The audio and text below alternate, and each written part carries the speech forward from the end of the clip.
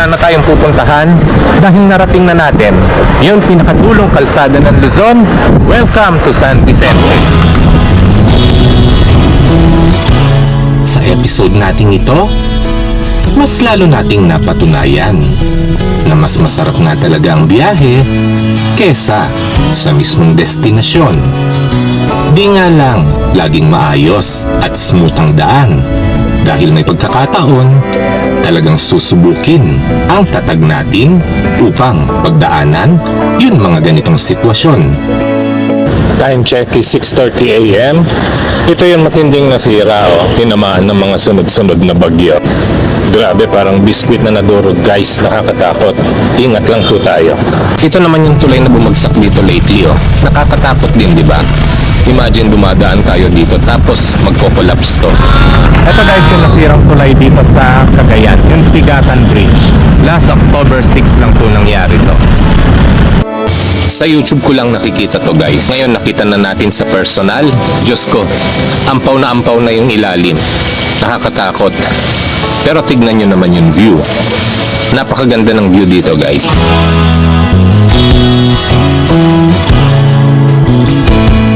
At sa pagkakataong ito, susubukan nating tawirin ang mga naggagandahang kabundukan ng norte. Wow! Magpapatangay tayo sa mga kalsada at mahahabang tulay hanggang marating natin ang pinakadulong bayan ng Luzon. Wow! At ito ang Santa Ana sa magandang lalawigan ng Cagayan.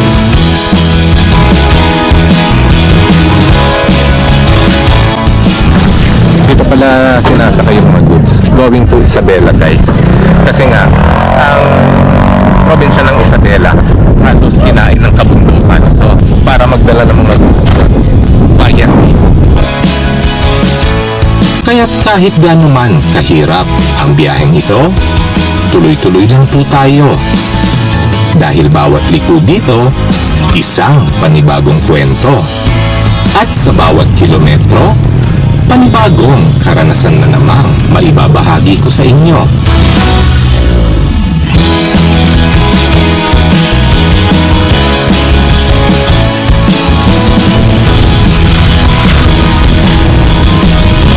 Ngayon lang ako nakakita ng yung ibang kulay na starfish Sunset na pero walang sun. Set lang meron. Nandyan ang mga kaakit-akit at mga nakamamanghang tanawin. Ang malamig at napakasariwang simoy ng hangin. Kung banda ron, medyo may araw guys sa bandang Pangasinan. Dito sa Nueva Vizcaya, talagang hamog. Ang mga nagsasarapang pagkain sa bawat hinihintuan natin. Wow! At syempre, yung ngiti ng mga taong sumasalubong sa atin. Wow! I-shoutout naman kayo sa video ko po. Kaya't kahit gaano man kalayo ito, di man nakisama ang panahon dahil puro ulan lang ang inabot natin, mga basang daan at mga rutang nagpahirap sa atin. Di tayo susuko at kung may pagkakataon, uulit at uulitin ko pa din to dahil sa biyaheng ito, may magandang kwentong nag-aantay pag narating natin ang dulo. At ito ang napakasayang Cagayan Valley Road Trip Adventure ko.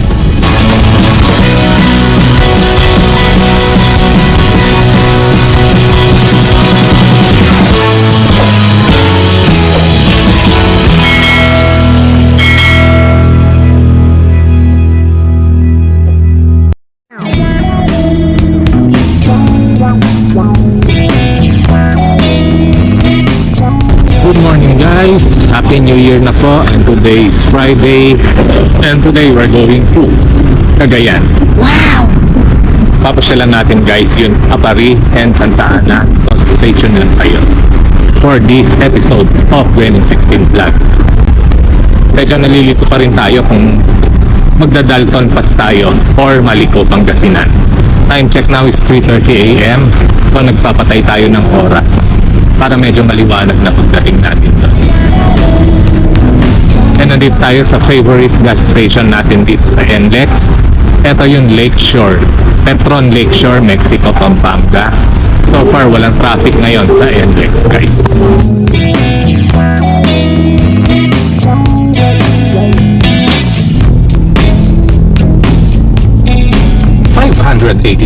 kilometers o katumbas ng 11 hanggang 12 oras ng biyahe mula sa 00 kilometer ng Rizal Park sa Luneta. Mararating natin ang bayan ng Aparil via San Nicolas, Pangasinan.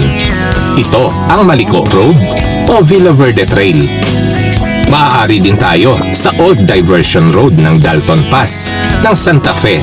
Ito naman ang Nueva Ecija, Nueva Vizcaya Road, 548 kilometers naman ito. Higit na mas maikli, ngunit mas mahabang biyaheng umaabot ng 13 hanggang 14 na oras.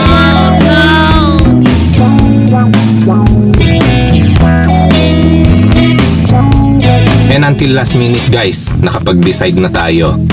Nandito na po tayo sa Tiplex and welcome to Rosales. Pinili na natin ang Maliko sa kabila ng sira-sirang daan dahil sa mga nagdaang bagyo against sa Old Diversion Road ng Dalton Pass na mas safe, kaya lang super traffic naman sa dami ng truck and buses na dumadaan doon.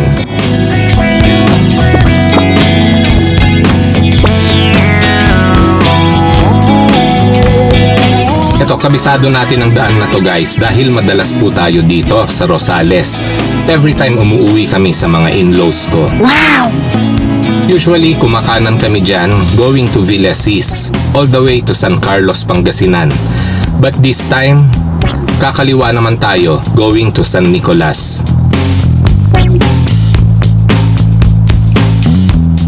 And ito guys, marami tayong pwedeng hintuan dito para sa mga biyahero. Pwedeng magkape-kape o humigop ng mainit na sabaw kung sakaling nagugutom o inaantok na kayo. Marami pong makakainan dito. Wow!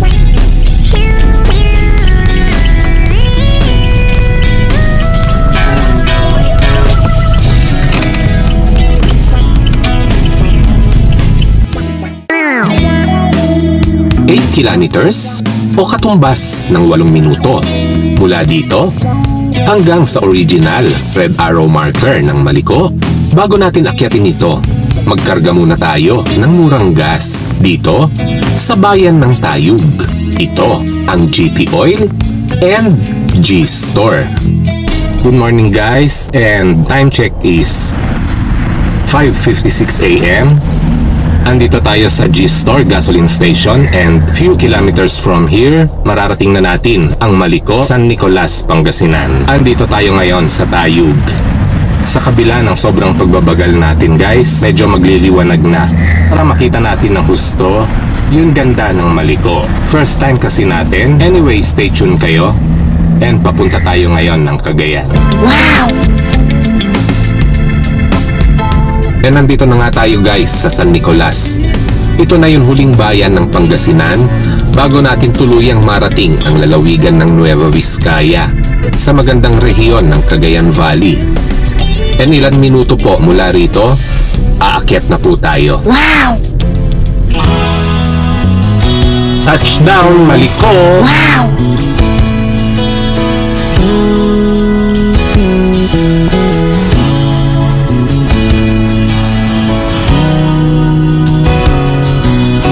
Ito ang Maliko sa bayan ng San Nicolas, ang tinaguriang summer capital of Pangasinan. Ang kinagigiliwan ngayon ng mga turista at mga bakasyonista dahil sa kakaibang taglay nitong ganda. Ang kabundukang nagdurugtong sa lalawigan ng Pangasinan at Nueva Vizcaya. Isang makasaysayang lugar noong panahon ng ikalawang digmaang pandaigdig. At mas nakilala din ito bilang Villa Verde Trail. Dinarayo dahil sa mga kaakit-akit at mga naggagandahan nitong tanawin. Isama nyo na din yung napakalamig nitong temperatura at syempre Yung napakasarap na simoy ng hangin. Sayang nga lang at napakaraming tinamong pinsala nito buhat sa mga nagdaang bagyo. Buti na lang at muling binuksan sa publiko. Kaya lang, konting ingat lang po tayo and drive at your own risk tayo dito.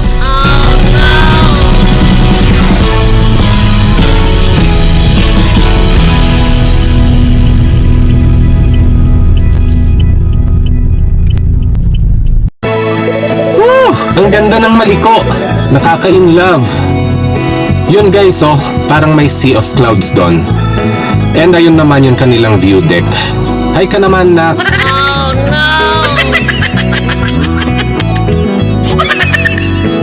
Ayan, may mga tindahan dito guys. Pwede tayong mag-coffee-coffee. O kaya mag-yossi-yossi. Ayan, may mga mapaparkingan din dito. Hi, good morning, te. May entrance yung view deck? Ah, okay, salamat.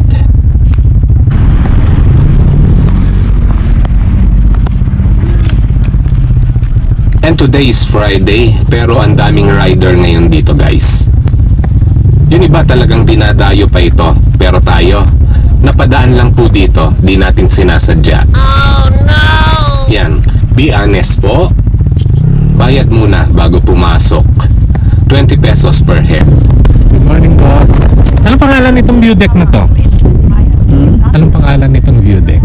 Ito yung Jax. Dalawa kami, kuya.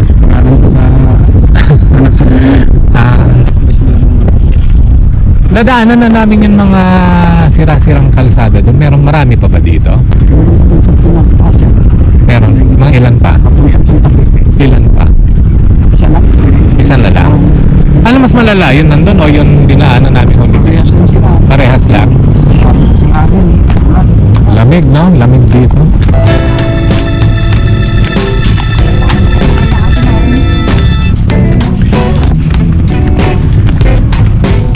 Ito yung Jack's View Deck. Para sa akin, ito yung pinakamagandang view deck dito sa Maliko. Wow! Dati sa YouTube lang natin nakikita to, guys.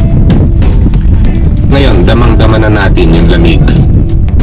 Super lamig. And time check is 7:15 AM na po. And ang daming turista ngayon dito.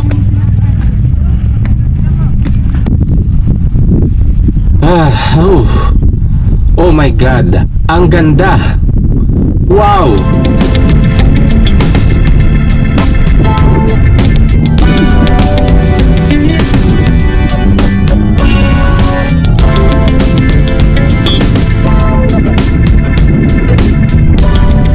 Ang ganda.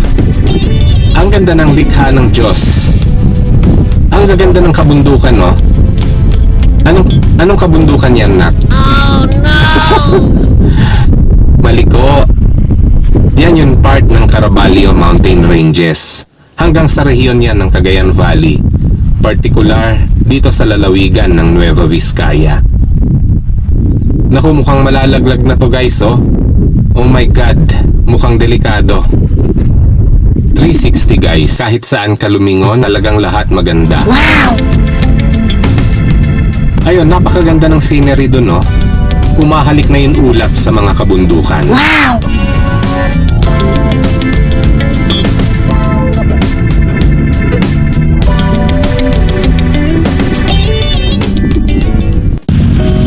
And now, guys, magbe-breakfast muna tayo. Welcome to Nueva Vizcaya. And nandito na tayo sa region of Cagayan Valley. Super lamig at foggy dito. Ayan, o, pati si Santa Claus ginaw na ginaw. Oh no! Isa pa rin to sa mga sinira ng bagyo, guys, oh. Pwede pa rin mag-slide o gumuho to kung mamalasin tayo. Pero di siya kasing lala ng mga dinaanan natin kanina. And ngayon, medyo mahamog dito sa part natin. Unlike doon, no? Makikita natin yung araw doon. Hindi gaya dito. Talagang mahamog, foggy, madilim dito. Doon sa pinanggalingan natin, guys, maliwanag doon. Yun yung Pangasinan side. Tayo, nasa Nueva Vizcaya na. And we're 21 kilometers away mula sa original red arrow marker. Yun yung paanan ng Maliko. Dito tayo guys sa may Cup of Stories. Dito sa Maliko pa rin of course, Nueva Vizcaya na. Wow! And kung makakainan naman, madami din yan dito. Pero kung yun hanap natin, yun magpapaganda ng panibagong kwento. Habang nagkakape tayo sa isang magandang view, may isang spot dito guys. Proven na ng maraming vlogger, talagang dinarayo dahil bukod sa masasarap nilang mga menu, panalo din yung kanilang presyo, yung ambience, at syempre yung sarap ng hangin dito. Wow! Ito yung Cup of Stories, Cafe and Restaurant. Swak na swak siya sa buong tropa, yan sa magjowa at buong pamilya.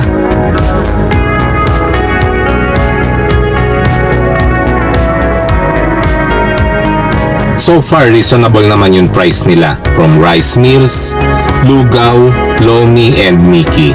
Meron din silang a la carte. At syempre yung mainit na kape. 150 itong Hungarian nila. And 180 naman yung big bangus nila. Tara, kain na po tayo guys. Dahil sa huli kong time check, mag-aalas 9 na. Oh no!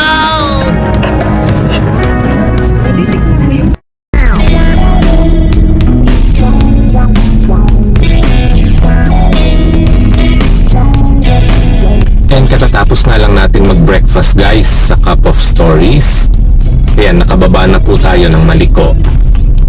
Yun napaka-majestic mountain ng Pangasinan and Nueva Vizcaya. A 40 kilometer stretch of scenic mountain view ng Villa Verde Trail. Time check now is already 9:50 AM na po. And medyo nawala na talaga tayo sa tamang schedule dahil sa dami ng stop natin doon sa Maliko. And we're already 242 kilometers away na po from Manila o katumbas na ng 5 hours drive supposed to be. Kaya lang, inabot na po tayo ng more than 8 hours sa daan. Oh no! And few meters away from here, mararating na natin ang Maharlika Highway o ang old diversion road ng Nueva Vizcaya na binaypass natin. And di nga tayo nagkamali guys sa pagpili ng ruta natin dito sa Maliko. Wow! Noong una medyo natakot ako dahil akala ko super foggy, madilim ang daan, mga oras ng around 6 AM. Kaya nagdadalawang isip tayo. So far, ang sarap ng experience. Compare dito sa Dalton Pass dahil matraffic dyan guys. Sa dami ng truck and buses na dumadaan dyan. And we're now on the region of Cagayan Valley. Welcome po dito. Ayan, ito na yung Maharlika Highway guys oh. And from here approximately 5 hours drive pa or around 240 kilometers to reach Tuguegarao City. Tignan natin kung kaya natin mag-lunch doon by around 3 PM. Ito na yung mga bus guys oh. Yan oh, ang dami.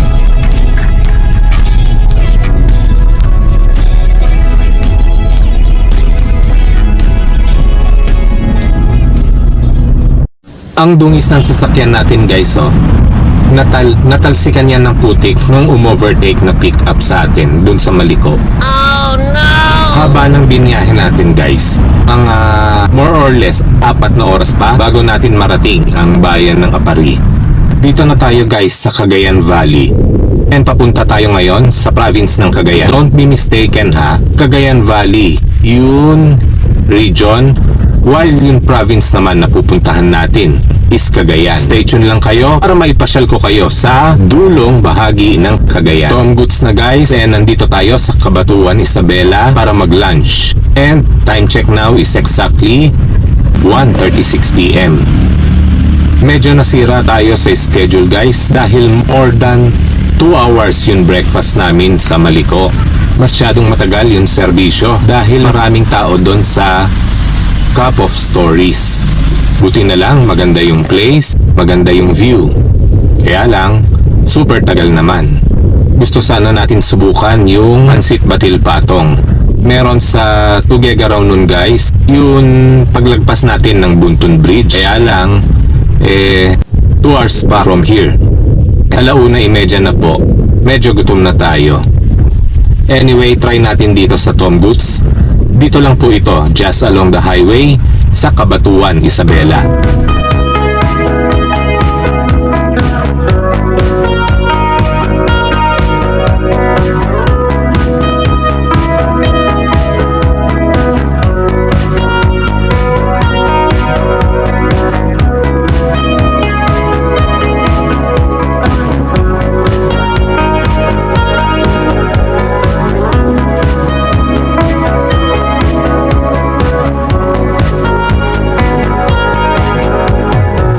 Left side kung manggagaling tayo ng Manila.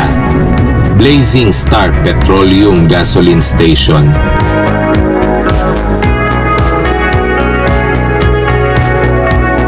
Subukan natin yung mga menu nila. Mukha namang maganda yung ambience ng resto nila guys.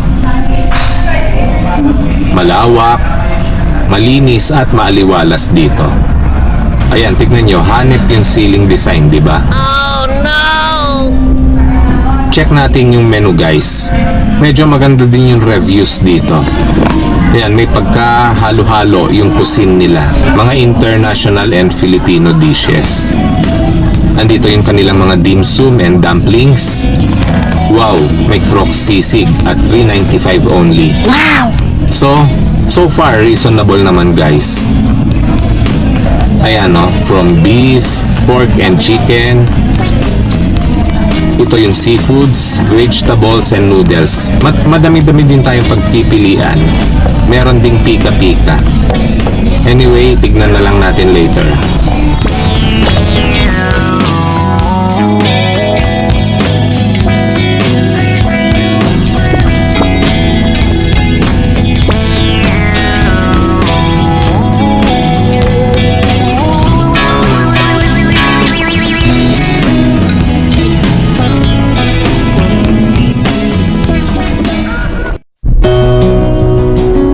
Hinapon na nga talaga tayo guys, and worse, baka gabihin pa tayo. Oh no! At least nakawala din tayo sa traffic. Medyo na traffic tayo sa Aurora and sa San Manuel, dito sa Isabela. And time check now is 4:40 PM na po. Medyo delay tayo as per Google Map. Pero anyway, ang ganda ng daan dito guys Wala ganong dumadaan. And talagang green rolling terrain. Ang gaganda ng tanawin guys. And nandito tayo ngayon sa Santa Maria, Isabela. And around 24 kilometers more, mararating na natin ang Buntun Bridge. Papasok na po tayo sa lalawigan ng Cagayan. Wow!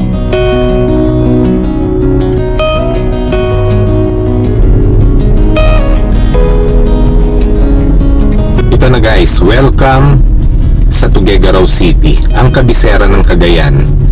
And ito na yung kanilang iconic landmark dito, yung Buntun Bridge. Time check is 5:10 PM na po. One of the longest bridge ito guys ng ating bansa.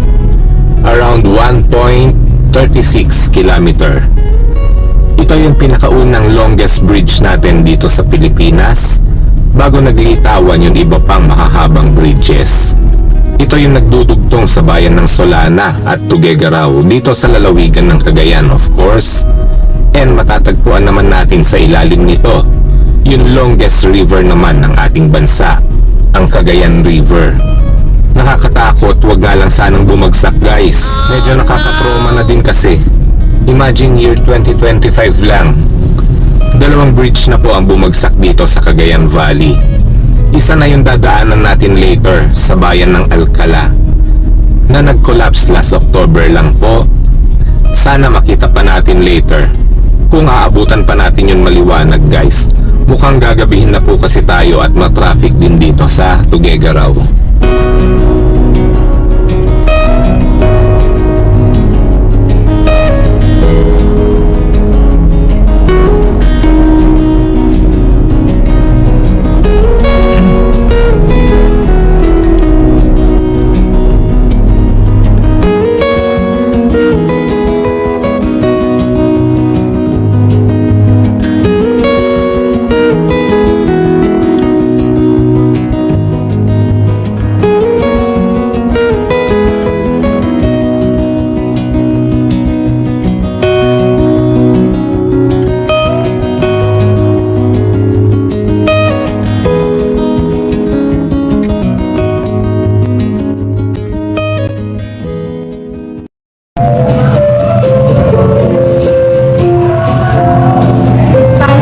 Guys, hindi ko alam kung gutom lang ba talaga kami dahil sa nakakapagod at sobrang haba ng biyahe. Oh no!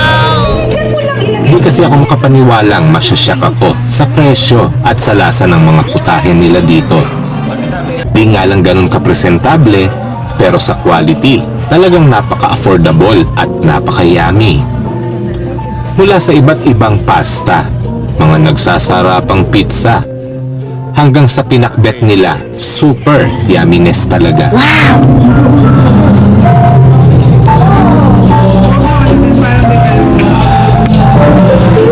pangalan nito? Kate? Anong pangalan? Alfresco Special.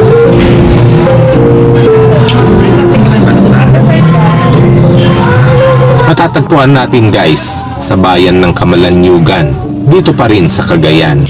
11 kilometers na lang, Aparina.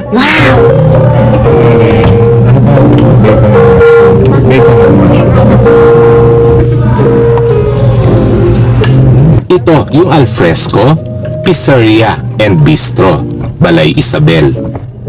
Just along the highway lang, ang ganda din ng ambience ng place nila. Di natin naakalaing ganun kamura. Sa dami ng food, lahat ng table laging masaya, parang palaging fiesta.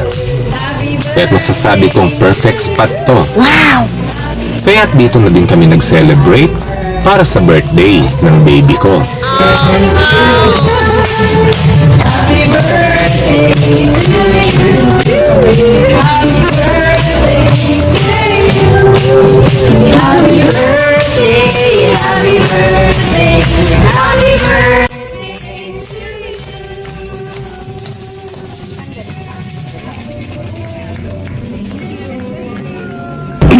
Thumbs up guys, yung mga menu nila. Yung mga iba't ibang pasta nila, panalo. Tapos yung bacon and mushroom pizza nila, wow, talagang napaka-cheesy. Mas try din yung pinakbet nila. Yun yung order ng mother ko. Masarap guys. Try nyo rito kung nandito kayo sa Camalaniugan, Cagayan. Sa murang halaga, mag-enjoy natin yung dining natin dito. Alfresco Pizzeria, Balay Isabel. Alfresco Pizzeria and Bistro, Balay Isabel. So check-in na kami. Ginabi na tayo. Stay tuned lang kayo at marami pa tayong gagawin bukas dito sa Cagayan. Good night guys.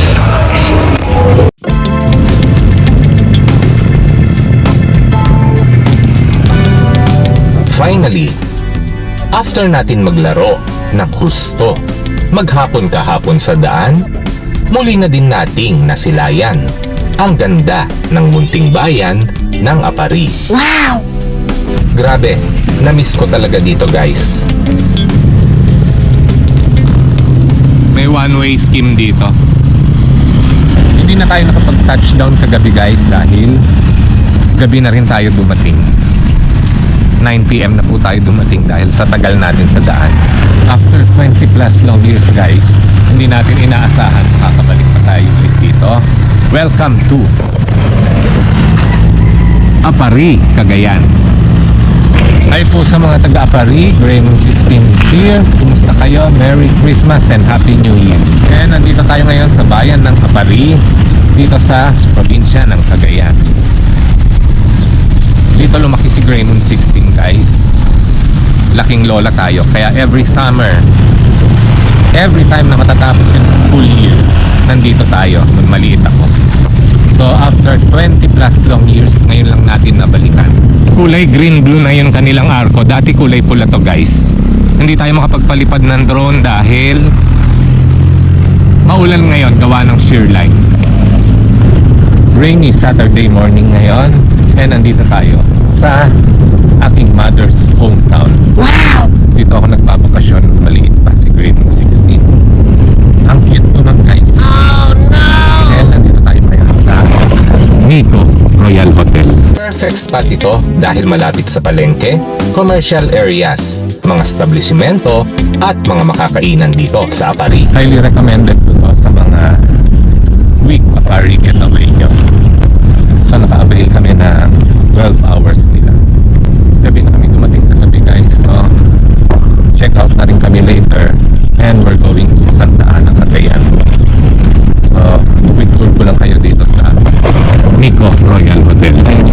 commercial area dito. Palengke, mga establishment, and ito yung kanilang Novo, pinaka-mall nila, Novo Mall. Kaya umuulan na guys. Ay, room namin. Ano itong mga puti? Ang kalaka?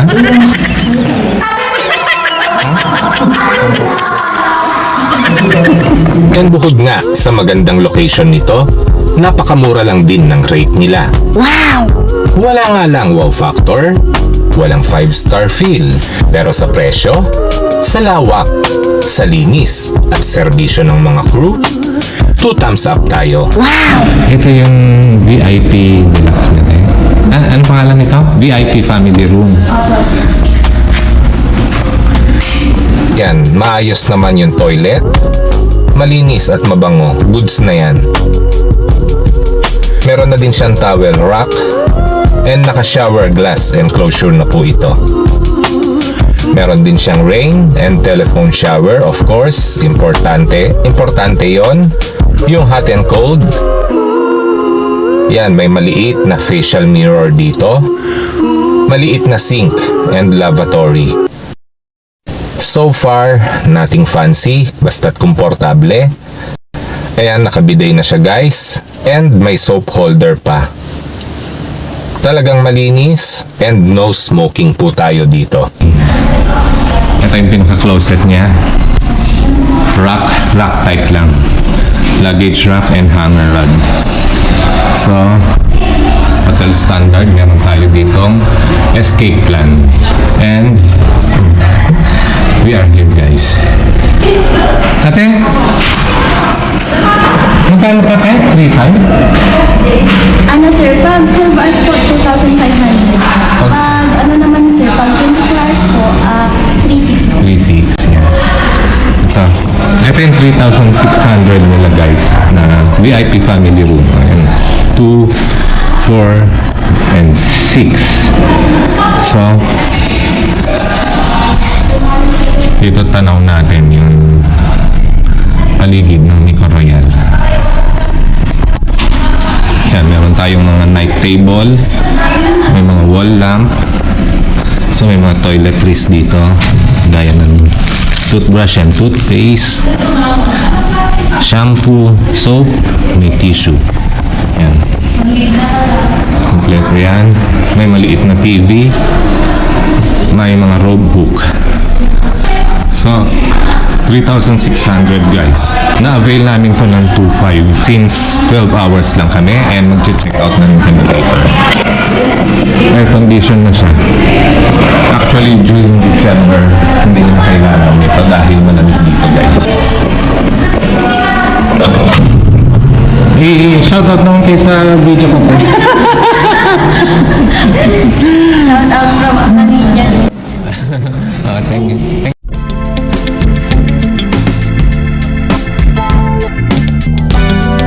After nga ng quick visit natin dito sa Apari, tatakbo na tayo ng Santa Ana. And para sa complete episode natin dito, mapapanood nyo po ang Apari episode ko to the link on my description below. Wow! And ito na po ang Barangay Maura. Isa ito sa 42 barangay ng Apari kung saan matatagpuan yung kanilang Chinese and public cemetery. Ayan po sa kanan.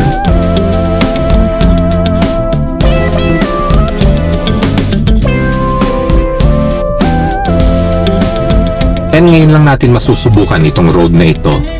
May daan na pala dito, going to Santa Ana na, and hindi na natin kailangan bumalik ng Kamalanyugan. Medyo bago ito para sa akin guys. As far as I remember, halos hanggang dito lang po ito dati. Kailangan pa natin sumakay ng minibus na dumadaan literally sa gilid ng dagat kung bibisitahin natin ang Barangay Dodan and Padaya. Wow! Buti na lang may kalsada na pala dito. Ang ganda rin ng scenery dito guys oh, green at napakapayapa. Napilitan tuloy tayong bumaba. Oh no! Welcome to Barangay Dodan. Barangay to ng Apari guys, and Papunta na tayo ngayon ng Santa Ana. So, eto na yung way. Meron ng way. Dati wala tong kalsada na to. So, dagat. Dagat na yung kabila niyan. Diyan sa gilid ng dagat dumadaan dati yung mga minibus going to this barangay hanggang barangay Padaya. Ito na po guys yung bagong kalsada to Bugay all the way to Santa Ana. Ito guys, hindi ko alam kung natural o tubig ulan. Pero ang gandang tignan eh.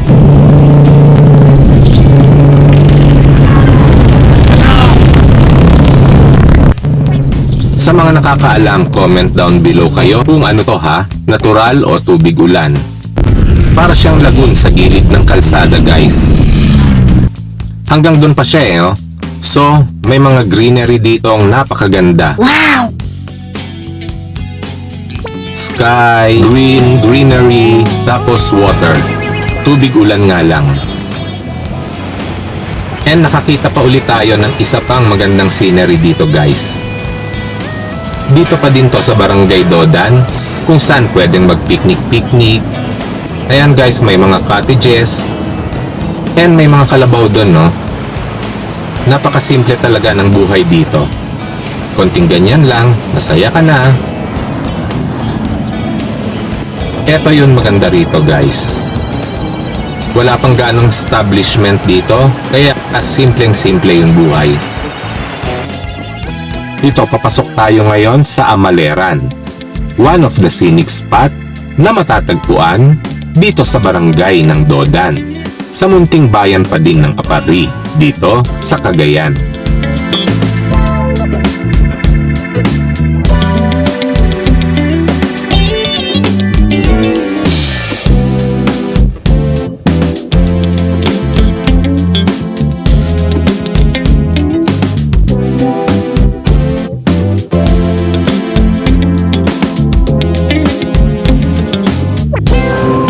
Napaka-wild talaga ng dagat dito oh.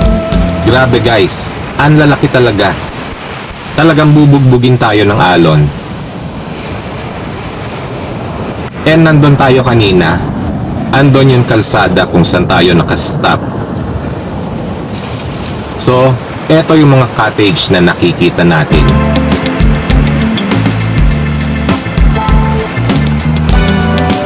Amaleran. Ano kaya to? Hindi naman siya barangay ng Apari sa pagkakaalam ko. So, susunod na barangay dito, yun Padaya I think. Di ko na masyadong kabisado. And dire-diretso na po tayo papuntang Santa Ana. I really love Dodan. One more barangay na lang which is Padaya. And palabas na po tayo ng Apari. And nandito na po tayo ngayon sa bayan ng Bugay. Wow!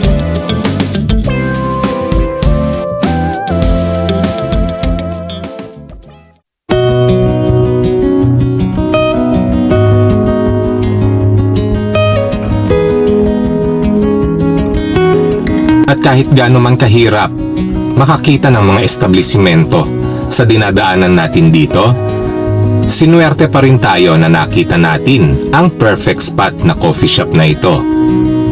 Matatagpuan sa bayan ng Santa Teresita, dito pa din sa lalawigan ng Cagayan. Wow! Ito yung going to Manila. While dito naman yung papuntang Santa Ana guys. And nandito tayo sa Max Gasoline Station ng bayan ng Santa Teresita dito sa Cagayan pa rin of course. 40 kilometers mula rito yung pupuntahan nating resort. And kakain muna tayo dito sa Lotus Tea and Coffee.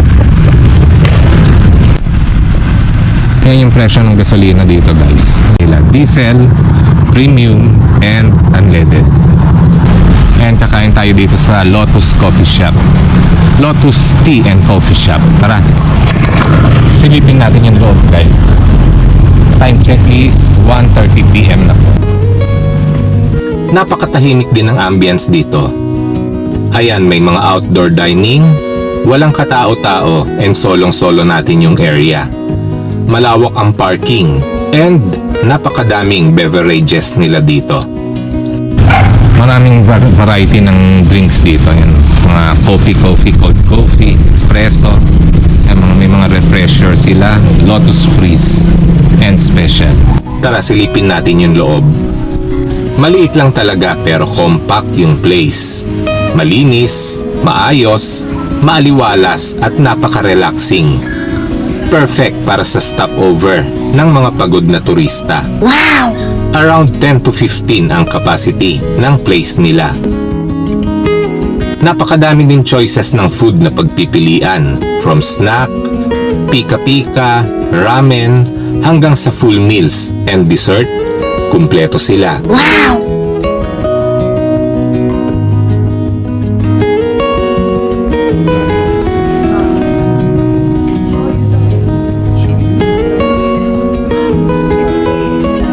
Sinubukan nga natin yung napaka-affordable na ramen nila. Pampainit dahil napakalamig talaga dito sa Cagayan. Wow! Dito na din tayo inabot ng lunch, kaya itatry na din natin yung rib eye steak nila. Wow!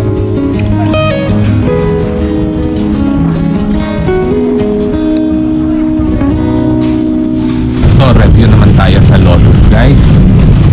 Okay, masarap naman yung mga food nila. Yung steak, masarap. Yung ramen, mura na, masarap pa. And nagustuhan ko yung coffee nila. Cold coffee, masarap din, syempre. So, pag nadaan kayo dito sa Santa Teresita, one of the best place, Lotus. And matapos nga ang napakahabang paglalakbay, sari-saring eksperyensya, kung san-san na nga tayo napadpad, narating na din natin ang ating destinasyon. Wow! Ay, kuya. Day tour. Day tour. Destination niyo, sir? Sa ano, sa Villa sa Torre. Taga saan po kayo, sir? Manila pa. Okay na lang yung para sa Pilipino lang, sir. Oh, Pilipino. Sir, thank you. Happy New Year. Sana sabi mo, Vince, hindi I'm not a Filipino.